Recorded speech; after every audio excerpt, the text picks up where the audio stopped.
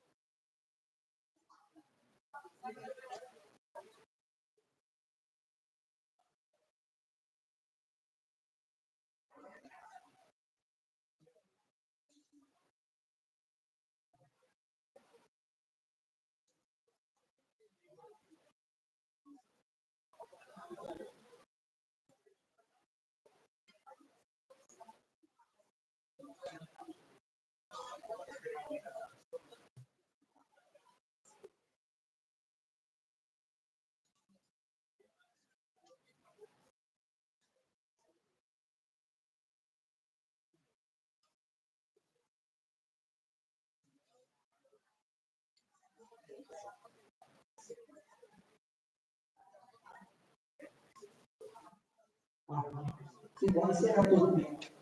Parliamo in 10 minuti per una presentazione. Lei c'è un avvocato che sta ricevendo le adesioni della alla sito. Chi vuole definire l'azione legale si avvicina all'avvocato e iniziamo a prendere le adesioni. Ok? Poi intanto ci spiegherà come la legale è stato chiesto.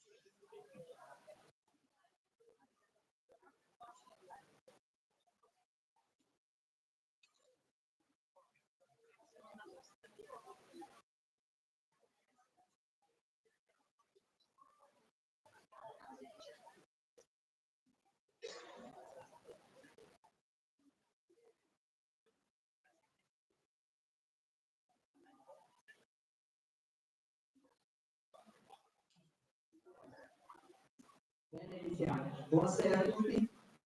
Io mi presento, sono Sandro Mazza, sono di questa evento, sono presidente dell'associazione di Cristano, un'associazione di piccoli imprenditori. Diciamo che a Cristano manca un'associazione considerato che tutte le altre associazioni lavorano bene stasera siamo riuniti perché stiamo con un'azione contro chi non rispetta la legge e la giornata.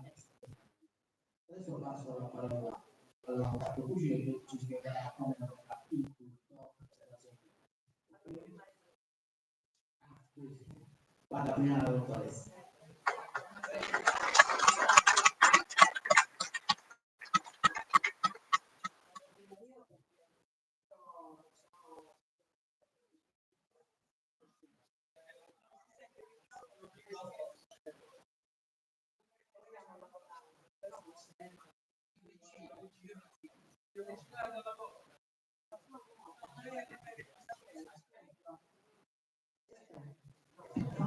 Adesso funziona.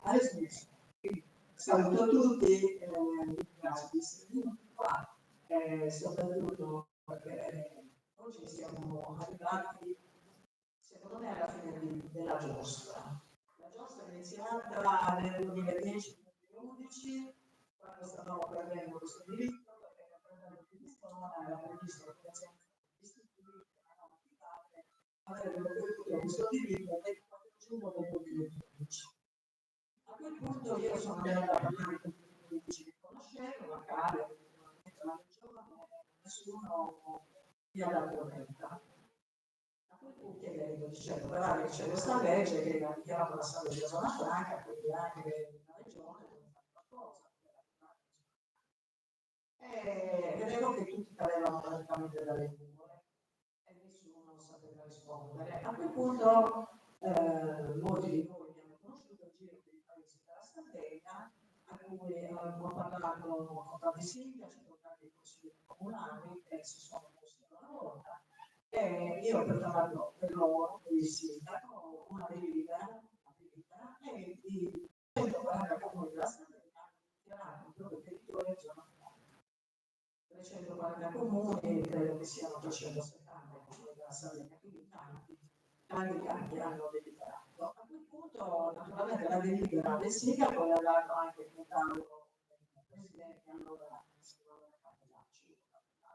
Poi finalmente, dopo reticenze, si è deciso ad ascoltarmi e naturalmente insieme alla consulente, la dirigente della presidenza, la Silva, si sono messi a studiare i riferimenti normativi che io avevo citato, questa delibera.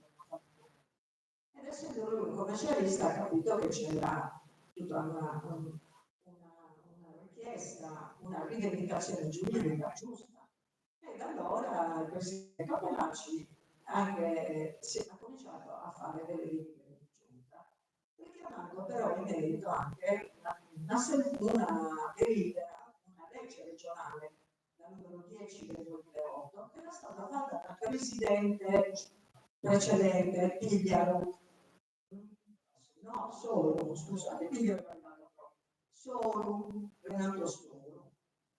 Renato Solo ha emanato questa legge regionale, ripeto, la numero 10 che ha dato attuazione a questo decreto legislativo 75, numero 75 del 1998, con il quale l'Italia praticamente ha istituito la zona franca su tutto il territorio della Sardegna.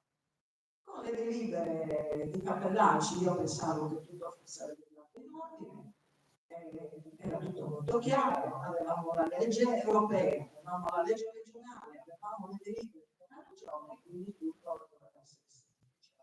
E invece non è così, perché appunto Pigliaro, che è succeduto successivamente a Cappellacci, ha praticamente inficiato tutto quello che avevamo fatto.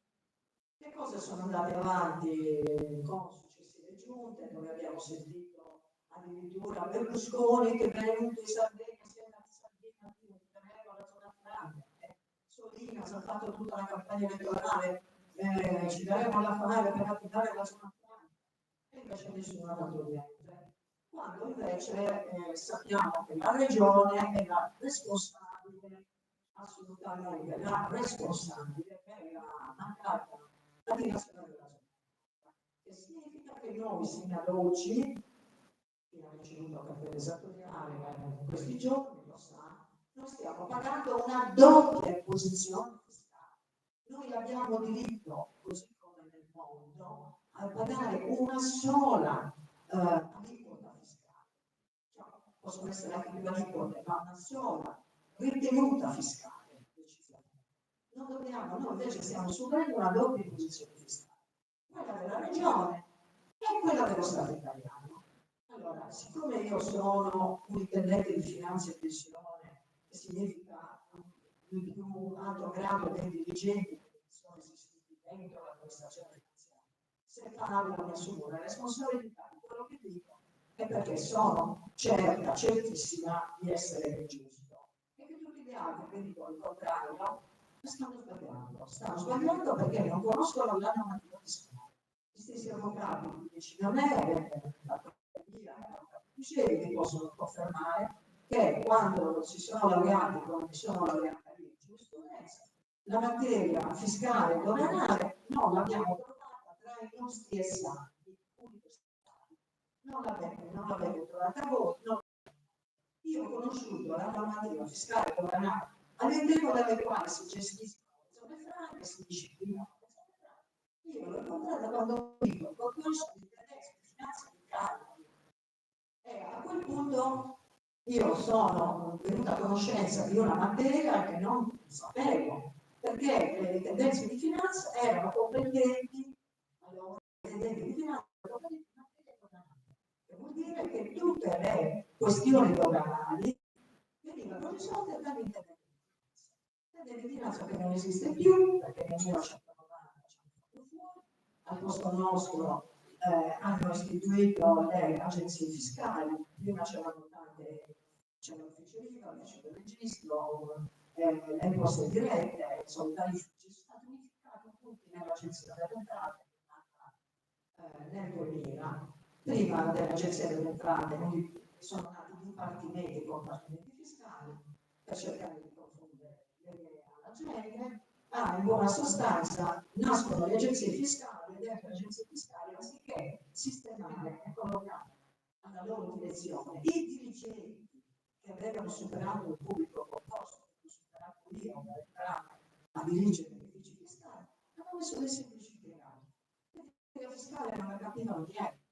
Cioè, è una materia, ripeto, molto articolata, difficile anche, perché in Italia è abbastanza contraddittoria.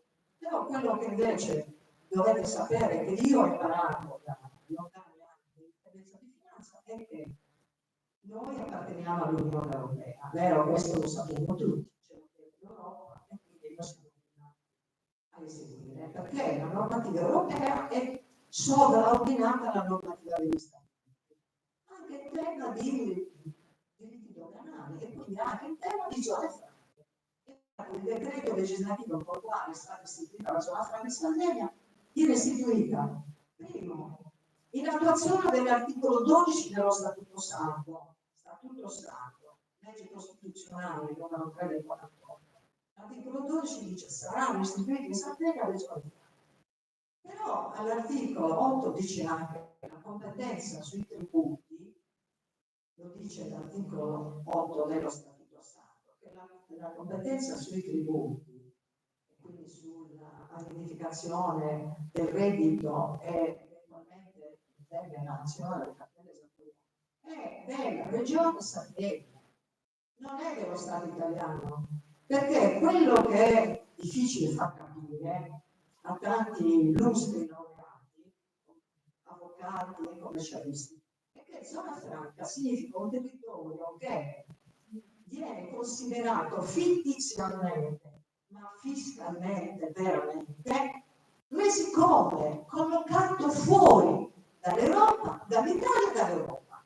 Allora, com'è possibile se vero che noi siamo zona franca extradoganale, l'agenzia delle entrate ci possa fare degli accertamenti, se noi siamo all'estero, è ovvio che soltanto l'agenzia delle entrate santa ci può fare gli accertamenti e non l'agenzia delle entrate italiana, perché se quando arrivano le cartelle noi stiamo subendo una troppa imposizione fiscale. E siccome da tanto, da troppo tempo, che noi stiamo andando in giro, quindi lo sanno, io sono sicuro, dal 2012 ho fatto deliberare i comuni, quindi a questo punto noi siamo arrivati alla fine. Dopo, esattamente una sentenza che per me è molto importante, dell'anno scorso, del 2023, la sentenza numero 46 del 2023, ecco, 46 del 2023, questa sentenza per me è importantissima, per cui non abbiamo paura di niente. A questo punto vi comunico che siamo arrivati allo scontro finale, cioè noi stiamo raccogliendo le firme per denunciare i vari reati penali l'amministrazione finanziaria e anche la Regione Sardegna, anche la però sarà il giudice magistrato che facendo delle indagini sulla base dei nostri richiami normativi deciderà. Hanno diritto i sardi che non vogliono pagare tasse, perché questo significa il territorio dove siamo esonerati dell'IVA, che è un tributo che noi paghiamo all'Europa, e quindi se noi siamo fuori dall'Unione Europea non lo dobbiamo pagare. Prima di tutto dell'IVA, e poi siamo esonerati dal pagamento di porto. Per cui le cartelle esattoriali, quando arrivano, bisogna strappare, bruciare, non ne abbiamo fatta apposta. Io le ho bruciate in piazza per dimostrare se sto sbagliando, accusatemi, perché non mi arrestate? Io sto rispettando la normativa europea che prevede che i territori istituiti, i residenti dei territori istituiti sono esonerati dal pagamento di qualunque tipo di tributo e sono esonerati anche dalla presentazione della dichiarazione di IVA annuale, perché l'IVA è un tributo che, ripeto, l'Italia versa all'Europa. Noi paghiamo l'IVA, da bene ci alziamo, apriamo gli occhi, accendiamo la luce e stiamo pagando l'IVA. Facciamo colazione, stiamo pagando l'IVA. Usciamo di casa con la macchina e stiamo pagando l'IVA. Poi andiamo al supermercato e stiamo pagando l'IVA su quello che compriamo. Quindi l'IVA, dovete sapere, niente da bene, è un tributo che l'Italia incassa, ma poi versa all'Europa. Ecco perché non dobbiamo pagare l'IVA. Perché siamo extradoganali. Zona franca significa essere fuori dall'Unione Europea. Questo ripeto, torno al punto di partenza, dal 2023, che sarebbe l'anno scorso, gennaio dell'anno scorso, finalmente la Corte Costituzionale, con la sentenza numero 46 del 2023, dice una cosa importantissima. Per tutti voi può non dire niente, ma per me, che vedo la normativa fiscale che abbiamo fatto quotidiano è fondamentale. Dice una cosa importante, dice che gli uffici fiscali devono operare nel rispetto della legge 662 del 1996. A quel punto ai commercialisti probabilmente non dice niente, cioè in questa legge 662 del 96 c'è scritto esattamente quello che ho appena detto, cioè che i residenti nelle zone franche non devono pagare nessun tipo di tributo e non devono fare un'operazione IVA perché l'IVA non sottrarre. Ma soprattutto dice un'altra cosa. All'articolo 3, come 559 e 159, dice che le regioni a statuto speciale, come la Sicilia e la Sardegna, hanno la competenza primaria nella riscossione di tributi, perché un po' di tributi che dobbiamo pagare, però questi tributi devono essere decisi dalla regione al di sotto del 15%, però la regione può anche portarli al 6%. Infatti noi siamo convinti che siccome la regione ancora non ha legislato nell'articolazione del tributo fiscale, per noi vale il 0. Se la regione vuole di più lo dice, al di sotto anche lo 0 al di sotto del 15%. Quindi non è una provocazione. Noi stiamo denunciando penalmente l'Agenzia delle Entrate della Sardegna e stiamo denunciando la Regione Sardegna per il mancato, soprattutto la mancata divulgazione di questo libro. Perché una volta che il cappellaccio è andato via, nessun altro si è degnato la Virgolina, l'Unione Sacra, la nostra Sardegna, che sui piedi nessuno ha preparato me. Ma il torto che stanno facendo a noi, per esempio, non lo stanno facendo solo a noi, lo stanno facendo a tutta l'Italia. Perché l'Italia non ha zone franche vere. L'unica zona franca vera è la Sardegna, che è un vasto territorio. Le zone franche che abbiamo in Italia, che cosa sono? Livigno, campione d'Italia che non c'è più, Repubblica Romana, Città del Vaticano. Dite di voi se la Fiat può andare alla Città del Vaticano, alla Repubblica di San Marino, che fu uso della montagna, a mettere una fabbrica. Potrebbe venire in Sardegna a mettere Stellantis, ma noi potremmo avere le porte aperte per tutti gli imprenditori italiani a cui non viene comunicato, guardate bene, questa opportunità che ha l'Italia. E chiunque vada a governare e non indica agli imprenditori italiani quello che noi possiamo fare, al pari delle altre nazioni europee che usano le zone franche, perché le zone franche in Europa, ogni nazione europea ha almeno 10 zone franche. La Francia ne ha 30, ne ha 15 in Francia e 16 nei territori governati. Quindi tutti coloro che gli operatori economici della Francia, della Germania, dell'Olanda, del Belgio fanno partire le merci dalle zone franche. E sapete cosa succede? Che quando tu fai partire le merci da un porto franco, giunge a destinazione con l'IVA solida. Perché noi l'IVA non le dobbiamo pagare. L'IVA è un tributo per l'Europa, ma noi siamo fuori dall'Europa e quindi l'IVA non la dobbiamo pagare. E quindi un 22% in meno.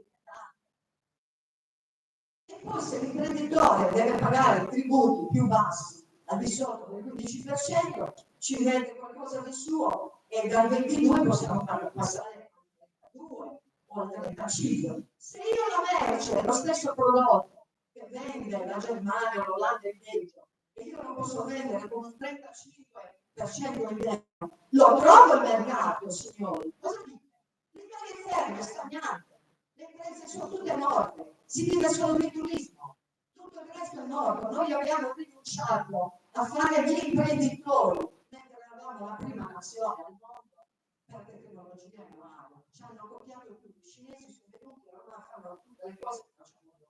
Andate nel negozio dei cinesi, Minimax per esempio, trovate tutto, noi non possiamo produrre niente, perché questi vengono a prezzi assolutamente competitivi. Noi non siamo in grado di produrre niente.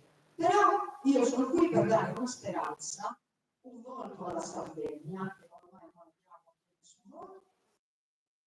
Adesso non ne parlerò, ma poi riprenderò il discorso, vi parlerò anche dell'abbinamento tra zone franche e paleoliche, perché non le posso mettere in Sardegna, avete già capito perché, però vi darò un'indicazione ben precisa, però sono qui per mettere fiducia e speranza nel cuore di tutti noi.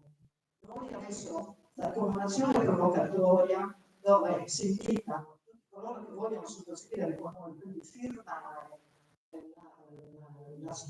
con l'adesione a questa denuncia, naturalmente con l'avvocato di a cui ognuno si dovrebbe dare 50 euro perché gratis l'avvocato non lavora, dare 50 euro per sempre, che ci dia l'idea, che non ci dia l'idea, oppure non c'è problema. La verità voce è dare. Noi comunque riusciremo a provocare la magistratura che dorme.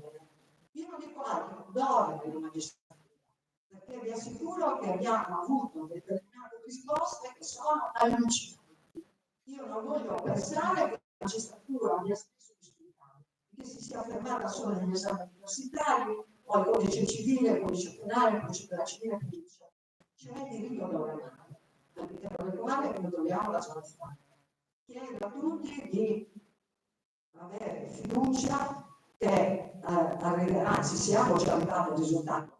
Io personalmente dal 2015, prima ancora che ci fosse questa legge grazie ad un'altra sentenza della Corte Costituzionale, ho smesso di fare, perché non sono veramente di pagare passi. Sì, perché merito le carriere, però io le impugno le carriere, so come si fa. Non solo, ma sulla mia pagina vi ricordo che è fiscalità. Io metto a disposizione, quando io lo metto a disposizione di tutti. I facsimile li ho messi già a disposizione, per cui se avete la normativa richiamata, ognuno di noi può semplicemente scrivere l'indirizzo, il sottoscritto ai sensi di impugna la cartella esattoriale. Noi non dobbiamo pagare più niente, le cartelle non pagate. Non ne dobbiamo pagare perché è una doppia imposizione fiscale che è vietata dall'Unione Europea, ma è vietata in tutte le parti del mondo. Per il momento finito, l'avvocato Puccinetti lo adesso la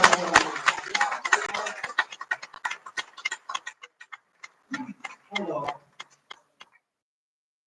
in questi mesi abbiamo intrapreso alcune strade, che erano quelle praticamente di contestare le cartelle, presentare domande sulla detassazione delle pensioni, qualche detassazione anche sulle retribuzioni conseguite e qualche altra iniziativa sempre legata a questa problematica. Ora, le risposte diciamo, sono state non risposte e soprattutto non hanno mai rispettato i tempi che oggi sono diventati obbligatori sul contraddittorio preventivo. Quindi, loro sono usciti fuori legge. In tutte quelle istanze che noi avevamo presentato, di fatto sono state accolte, comunque devono essere considerate accolte e come tali produrre gli effetti di quelle cartelle o quegli atti di natura impositiva che erano stati emanati e che risultano parlare dei conti stati realizzati in maniera più illecita. Ora, su queste basi abbiamo anche fatto qualche impugnazione di fronte all'autorità giudiziaria, però sono state azioni isolate perché si era costretti, che di fatto avevano proceduto con un'azione esecutiva e hanno fatto il tribunale. E i risultati sono stati, diciamo, i giudici del Tribunale di Cagliari hanno questo atteggiamento, trascinano. O non fissano l'udienza, ovvero quando la fissano non si esprimono. Chiaramente questo cosa deve denotare una situazione dove anche loro non hanno ben chiaro quella che in altre zone tipo Oristano questa possibilità di fare soprattutto sotto l'aspetto amministrativo. Io ho anche delle cause qui al Tribunale di Oristano sempre su signalamenti eseguiti dove il giudice anche questa circostanza mi ha trascinato. Adesso avremo brevissimo l'udienza, però il giudice, da quello che ho potuto verificare, ha trascinato ulteriormente l'udienza, perché anche lui non sa cosa fare. A Nuoro io ho presentato un'azione proprio sul pignoramento, non ha motivato il provvedimento, però sospetto. Quindi questo denota che abbiamo una pubblica amministrazione che non sa che cosa fare. Ora, non vi è dubbio che ci sono state delle manchevolezze gravi che necessitano di risposte immediate, perché non è che si possa trascinare la gente per un tempo dove non si intravede una fine, porta dei danni notevoli e questi danni chiaramente qualcuno deve pagare. Ora, in questa denuncia noi affrontiamo chiaramente tutta la normativa sulla finalità. Il contraddittorio non è stato rispettato. Tenete presente che purtroppo è stato modificato anche il codice penale, nel senso che l'abuso d'ufficio, che un tempo era un reato che si poteva configurare immediatamente, di fatto oggi non può essere contestato, perché il funzionario della pubblica amministrazione deve essere lasciato libero nelle sue determinazioni, quindi non deve essere veramente influenzato in quello che si esterno. Questo è l'intendimento che il nostro legislatore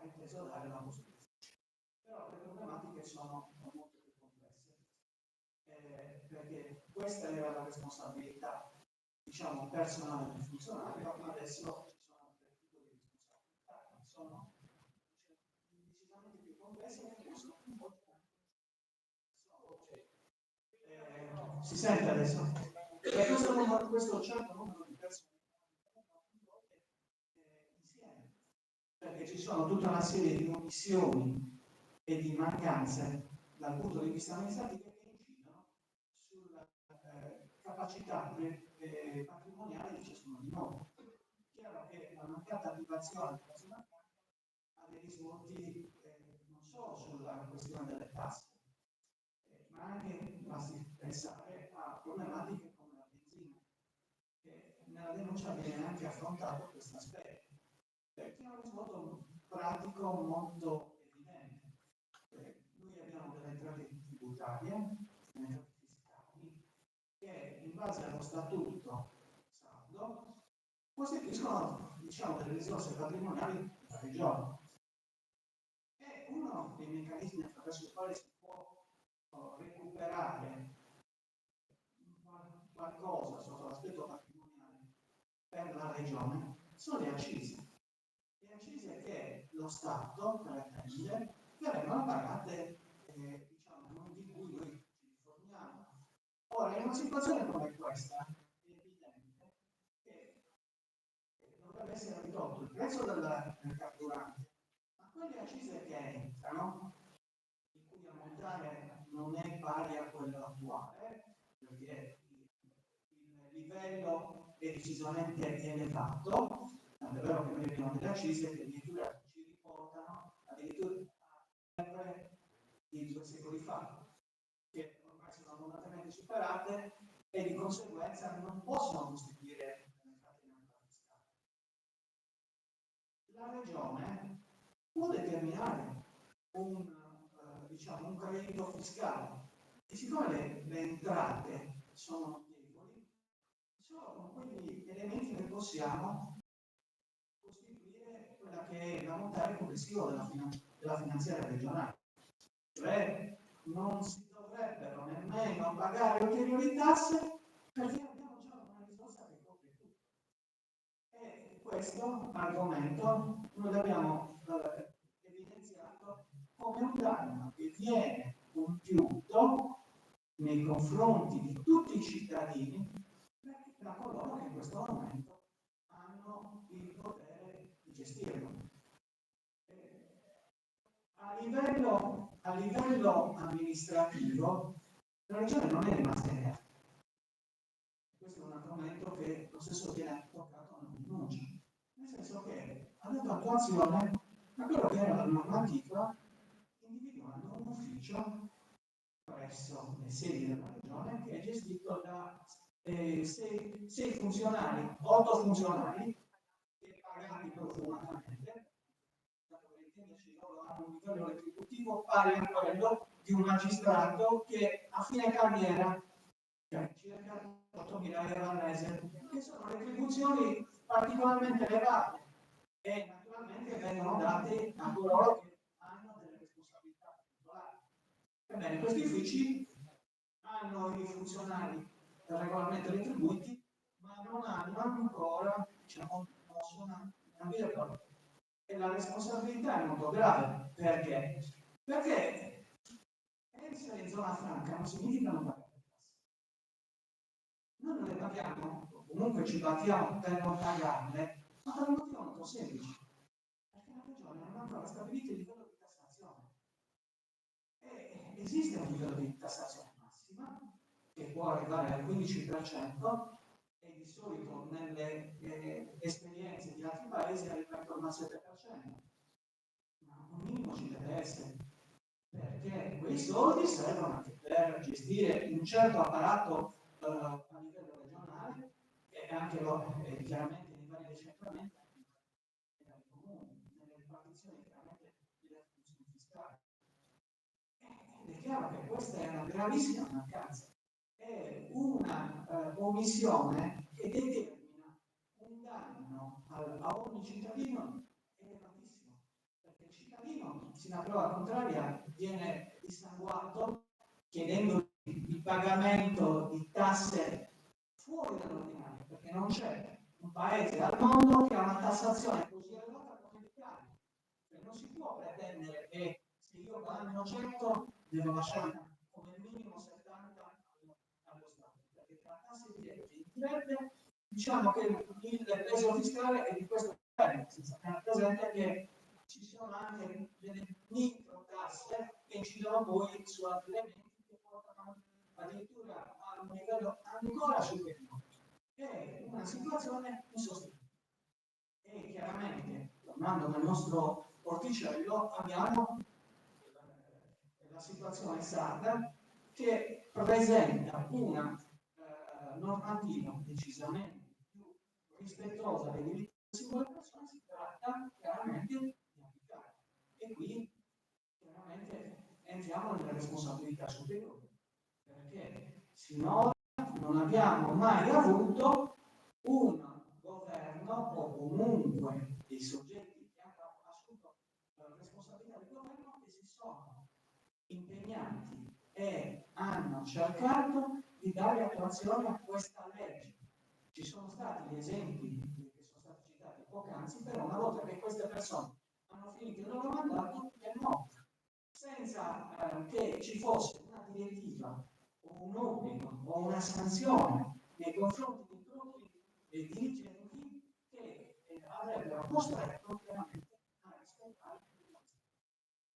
E questo noi lo accettiamo proprio perché le responsabilità in questo momento sono sia dei singoli funzionari che non rispettano la legge, che creano un danno al singolo cittadino, ai residenti in Sardegna, ma chiaramente questa responsabilità riguarda anche altri. E questo è un aspetto che coinvolge, diciamo, gli apparati amministrativi. Ci sono anche i professionisti. Noi citiamo una questione importante che è anche gli organi professionali, perché alla rete dei conti questa è una legge. Il commercialista, come anche l'avvocato, ai propri assistiti ne fa presente, diciamo, i vari aspetti delle leggi. Uno degli aspetti fiscali importanti è questo.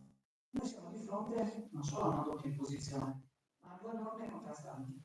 Una ti dice che non si deve applicare nessuna tassazione e l'altra ti dice no, tu devi pagare e basta.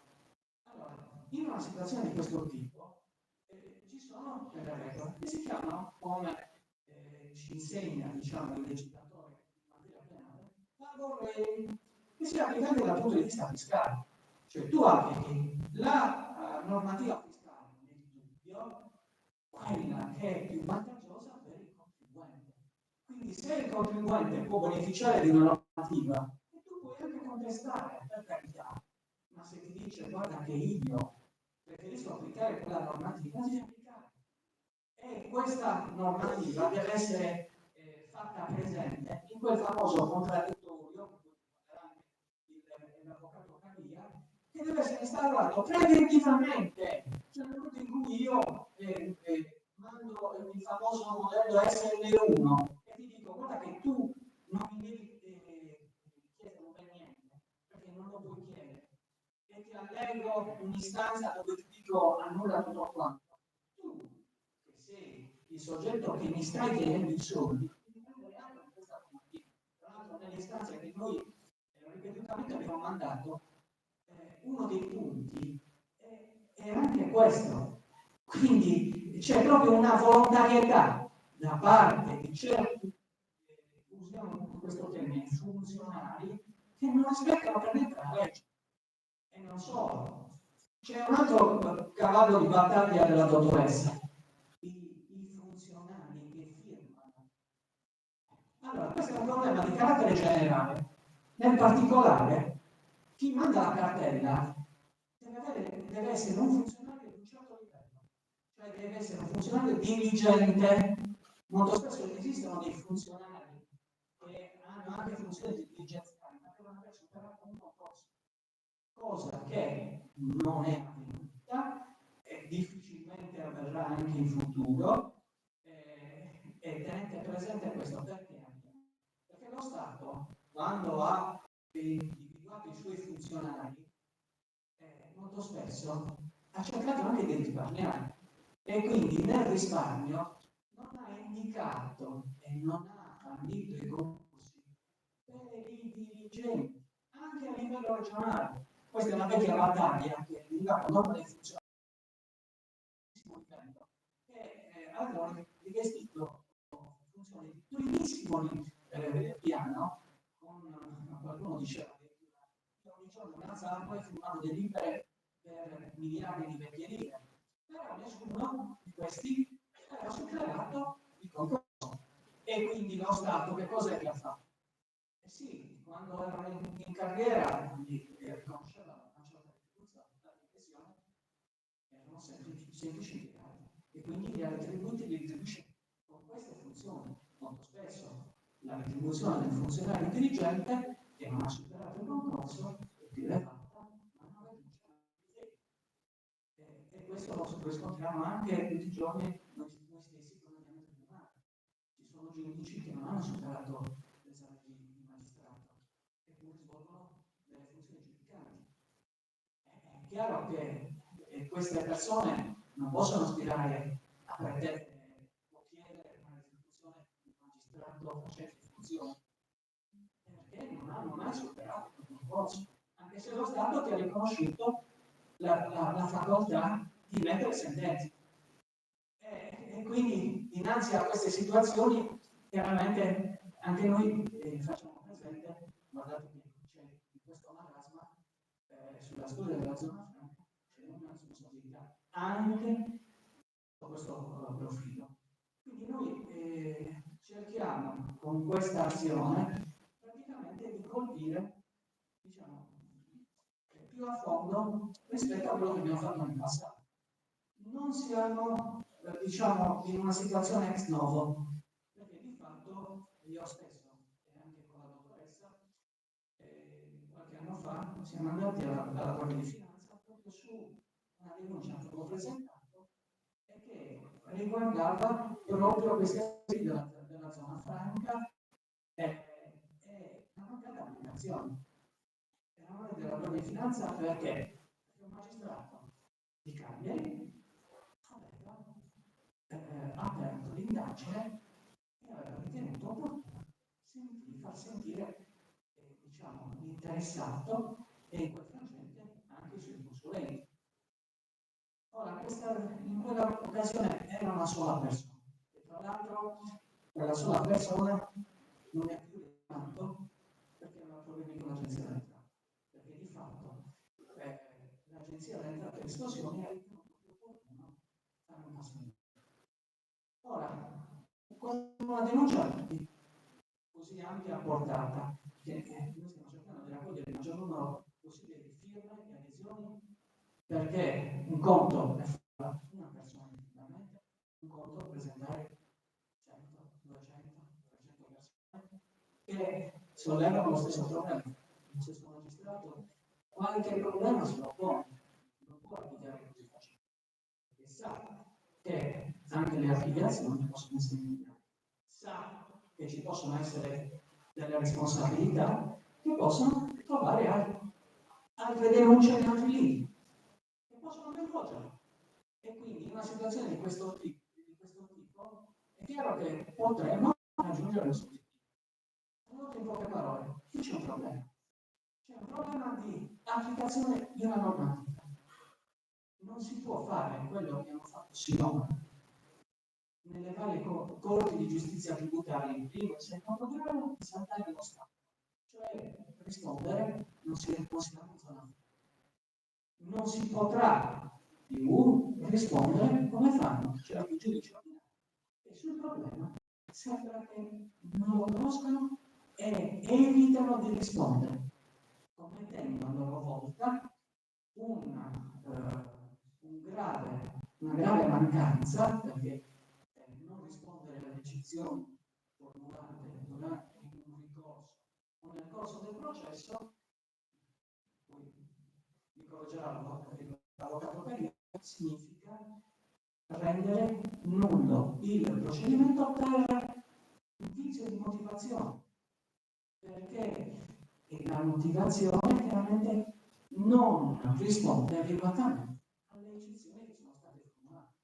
Travisa quelli che sono i fatti, la realtà giuridica, e quindi viene meno a quello che sono uno dei principi fondamentali dell'ordinamento italiano, cioè la motivazione degli atti amministrativi.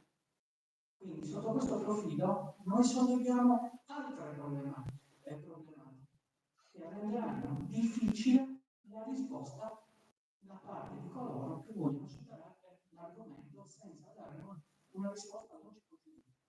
Questo non lo possono più fare e non lo devono più fare.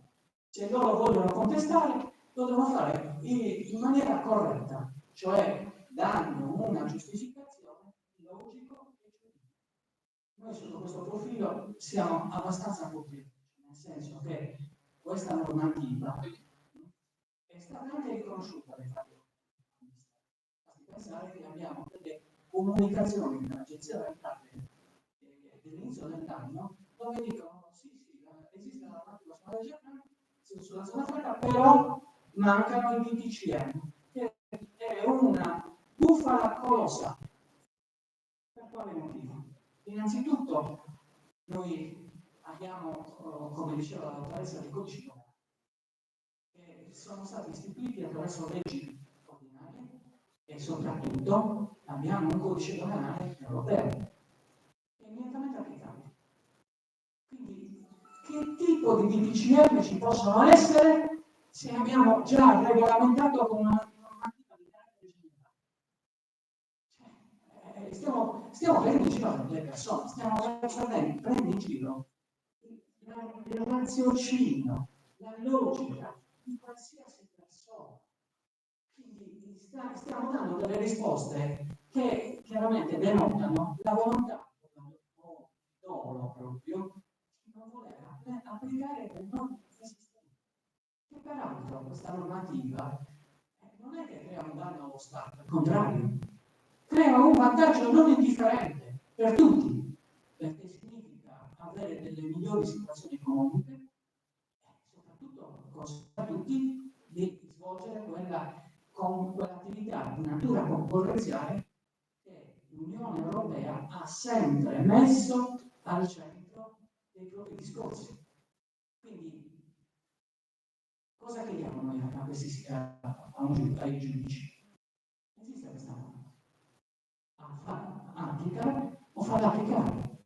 Quindi se un funzionario si rifiuta, un giudice si rifiuta di applicarla, attivati. Ci sono dei provvedimenti di natura cautelare che possono essere adottati immediatamente. Nessuno lo chiede. Le carceri si sono riempite molto spesso di persone che poverette erano anche innocenti e li fanno fare il carcere benché sappiano che sono innocenti, oppure vengono condannati per fatti o situazioni ridicole. Questa è una cosa più seria. Ci sono coinvolti diciamo interi apparati dello Stato che in questo momento non stanno facendo questo problema. Quindi si chiede un'azione immediata e urgente. Io adesso procederò le firme, chi vorrà le righe. Nel frattempo però andiamo avanti con il dialogo e passo la parola al collega avvocato.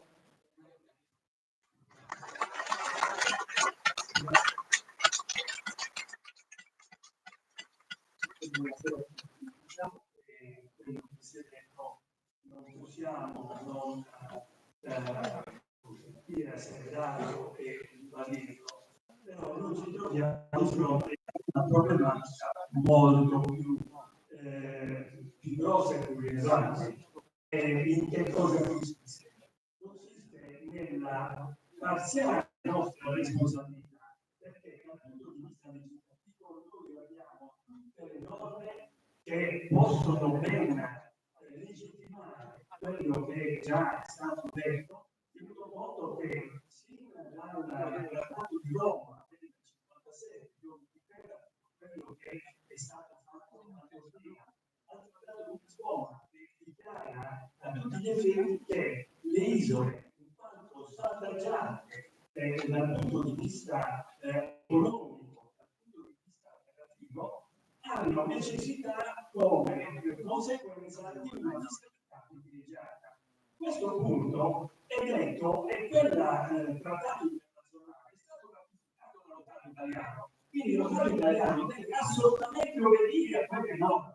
E mi chiedo di dire che allora, quando l'Europa con i trattati di Lisbona e poi anche i piedi successivi che hanno sempre mantenuto questa disciplina, dichiarano che le isole devono avere una fiscalità privilegiata, non si può non capire e non comprendere, soprattutto per la necessità, che in Sardegna è conosciuta tanto per l'insularità e quindi zona franca e quindi con fiscalità privilegiata, che la legge nazionale non può essere applicata in Sardegna. Quindi, una volta che non può essere applicata in Sardegna, noi qui dobbiamo far smantellare tutto quello che l'Agenzia delle Entrate ha posto in essere, perché quello è posto in essere dalla normativa statale. E quindi sostanzialmente lo Stato italiano vuole senz'altro condannato, se non dal giudice ordinario, anche da quello della Corte di Giustizia europea, che più volte ha condannato lo Stato italiano per l'omessa applicazione della normativa comunitaria. Quindi in questa questione noi dobbiamo insistere in tutti i contesti, proprio perché per dire che lo Stato italiano è fuori legge laddove va ad applicare con l'Agenzia delle Entrate tutta la normativa che lo stesso Stato italiano ha riconosciuto non applicabile in conseguenza della ratificazione del trattato di Lisbona. In questo contesto, ovvio che per quanto già è stato anticipato prima di lei, io sono oltre 40 anni che faccio l'avvocato, sono dall'80 che ho iniziato questa attività, però sono entrato nel contesto del diritto tributario quando ho conosciuto quest'illustrissima dottoressa Landaccio che mi ha fatto in qualche modo entrare in questa disamina, in questo studio più particolare di tutta questa normativa. Ora, in questo contesto, io ho approfondito ulteriormente la questione e già dal 2018 sostanzialmente ho fatto tantissime istanze di annullamento all'Agenzia delle Entrate in regione di tutela per annullare tutte le cartelle esattoriali, in primo luogo perché non sono state sottoscritte da dirigenti e questo in manifesta violazione della sentenza della Corte Costituzionale numero 37 del 2015 che a caratteri unitari dichiara incostituzionale i decreti legislativi del 2012, 2013 e 2014 che richiedevano una proroga per i termini per l'espletamento del concorso pubblico nazionale. La Corte Costituzionale a chiare lettere ha detto inutile che diamo proroga contro proroga. Voi vi siete, questa norma è assolutamente costituzionale, ma non solo. Ha specificato che tutte le cartelle esattoriali non sottoscritte da dirigenti sono inesistenti. Bene, nel 2015 avviene questa sentenza, due anni dopo, nel 2017, Italia SpA, che era l'esattore di tutte le cartelle dell'Agenzia delle Entrate, ha capito perfettamente i valori di quella sentenza e immediatamente cosa ha fatto? Ha sciolto la Equitalia, la società SpA Equitalia. Lo Stato italiano rientra ancora una volta, diciamo, in errore e non sapendo cosa fare, nomina come esattore l'Agenzia delle Entrate di Discussioni. Però, Dio mio, è qui Cascarasino, ma l'Agenzia delle Entrate di Discussioni è un ente pubblico e quindi alla stessa stregua dell'Agenzia delle Entrate ha necessità del dirigente nominato da pubblico concorso. Quindi l'Agenzia delle Entrate di Discussioni che oggi va a le somme di tutte queste cartelle Cosa l'accidente fa? Primo, non ha titolo esecutivo perché le cartelle non sono sostituite da dirigenti di fronte a quella sentenza della Corte Costituzionale che è insuperata per oltre 30 anni. È ovvio che non avendo titolo non può agire per fare un'iscrizione comunitaria, né per fare un miglioramento dei soccorsi, né per fare termini amministrativi o quant'altro. Non solo, ma poi c'era anche l'altra questione. L'agenzia delle entrate e riscossioni non è neppure abilitato. Perché? Perché praticamente tutti i personaggi che operavano in Italia se ne sono entrati nell'agenzia delle entrate e riscossioni. Ma il bello è che sono entrati senza pubblico controllo. Per cui il legittimo era il primo e due volte il legittimo era il secondo. Quindi questa battaglia noi dobbiamo farla a capitale. A me ha dato ragione in più occasioni la commissione tributaria, allora la commissione tributaria di Cagliari, allorché sostanzialmente io ho fatto questo discorso che ho appena accennato, dicendo alla commissione: sapete bene voi il valore della sentenza della Corte Costituzionale che dichiara legittime gli esattoriali non sono soggetti da dirigenti. Bene, e dice: sì, certo, ma voi sapete bene che chi è subentrato nell'Italia è l'agenzia delle entrate e riscossioni. Bene, l'agenzia delle entrate e riscossioni è un ente pubblico. Sostanzialmente, se male ha fatto uno, peggio ha fatto l'altro. Per cui, ovviamente, tutte le cartelle che io con questo annullamento erano cartelle che superavano l'ordine dei 650.000 euro, sostanzialmente la Commissione tributaria, sempre di regionale, Regione Sardegna, ha accolto la mia istanza e sostanzialmente ha rigettato l'istanza che l'agenzia delle entrate e riscossioni aveva fatto per ottenere la esecutività di quel provvedimento. Ora, in questo contesto, una volta che io ho avuto quelle due ordinanze, l'agenzia delle entrate e riscossioni né l'agenzia delle entrate si sono permessi di andare avanti in quel giudizio, rendendo, in base alla riforma del diritto tributario, praticamente passato e giudicato quelle due ordinanze che aveva emesso. Ora, io dico, non è che voglia specificare, prolungare più di tanto, ma lo Stato italiano è carente, gravemente carente nell'ambito del diritto tributario, perché a distanza di 150 anni, 130 anni, con la riforma che è stata fatta nella 130 del 2022, poi a seguire anche quella del 2023, finalmente ha scoperto e riconosciuto che il diritto tributario ha un valore giurisdizionale, e cioè che il provvedimento che la Corte di Giustizia tributaria, non più Commissione tributaria, che è stata richiamata come Corte di Giustizia tributaria di primo grado e di secondo grado, anziché le commissioni tributarie precedenti, sostanzialmente hanno e devono avere un potere super partes che sostanzialmente vada a tutelare anche i contribuenti. Ma non solo, in quel contesto, in quella riforma, è stato invertito anche l'onere della prova, cioè non deve essere più il contribuente che deve andare a fare questioni per far togliere quella cartella esattoriale o che loro hanno messi, ma deve essere l'agenzia delle entrate che deve provare che il credito è fondato ed è valido nei confronti del contribuente. E questo addirittura lo deve fare anche con il diritto contraddittorio collettivo. Prima ne aveva accennato anche il collega Societto. Questo sostanzialmente noi abbiamo in mano più di una bomba atomica, perché abbiamo la sentenza della Corte Costituzionale 37/2015 e abbiamo una riforma di diritto tributario che specifica che ci deve essere il contraddittorio preventivo, laddove se manca il contraddittorio preventivo, quelle cartelle sono tutte completamente nulle, perché l'agenzia delle entrate sostanzialmente non ha convocato il cliente, il contribuente, per vedere se era fondato o meno il credito che notava nei suoi confronti.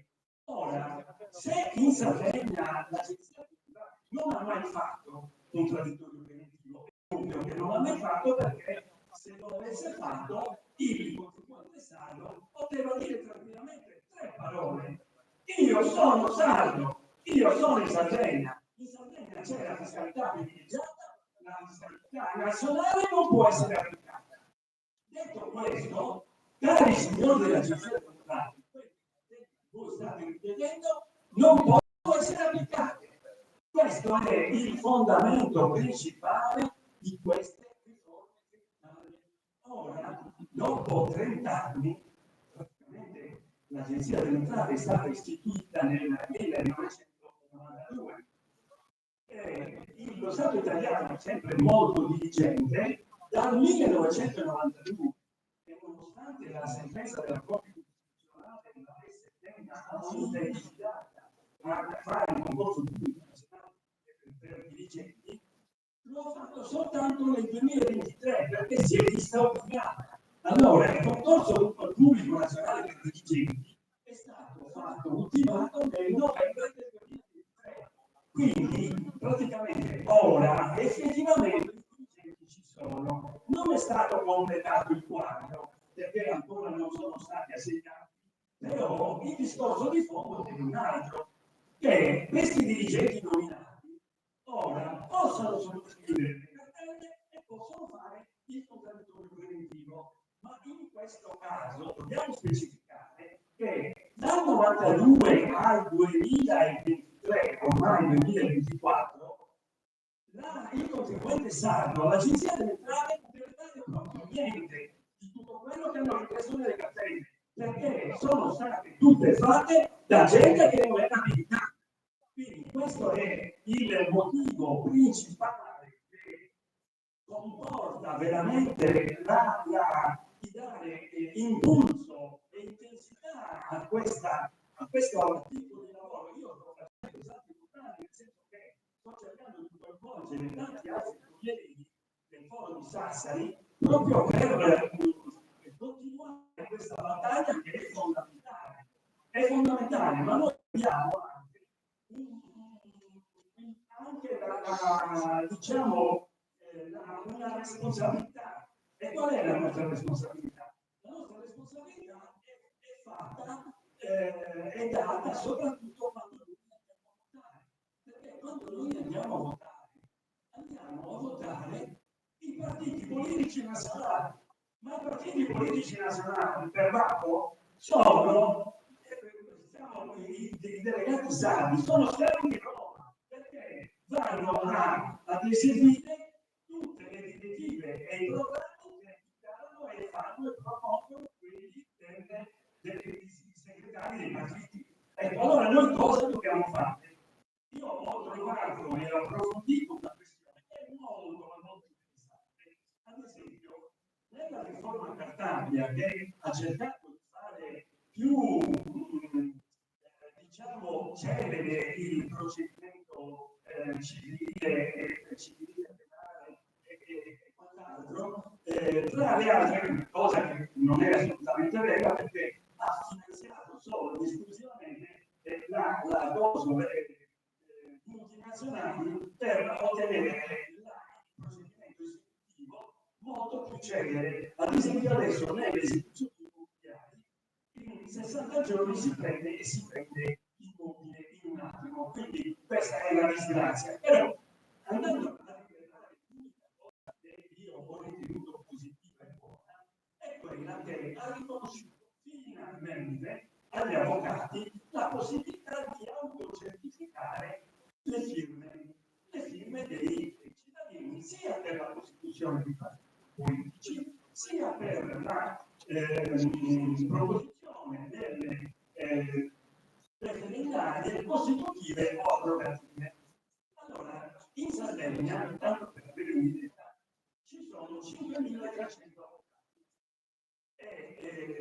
Se noi, ogni avvocato, noi dobbiamo diffondere queste leggi che ci sono e che sono favorevoli per i stati, e che la Sardegna ha la fiscalità privilegiata, ha le leggi che favorevoli perché sono riconosciute dallo Stato, il decreto legislativo 75/98 1998 di Scalfaro, che dichiara tutti i porti franchi della Sardegna e poi non li applica, cioè lo snodo, ma non li applica perché che vi sto accennando, e cioè noi abbiamo i rappresentanti dei politici sardi che sono in manifesto conflitto di interessi dei sardi. Questa è la gravità macroscopica che noi dobbiamo evidenziare. E allora in questo contesto, se ogni avvocato non dice che ci vuole niente, perché io se apro il cellulare ho 3.000 avvocati, prendere 200 firme ci vorrebbe una giornata e mezza, non più di 2, ma facciamo anche una settimana. Sostanzialmente 200 per 5.300 fanno 1.060.000 firme. 1.060.000 firme portate al Consiglio regionale lo fa Autolide, perché noi possiamo dire: ma chi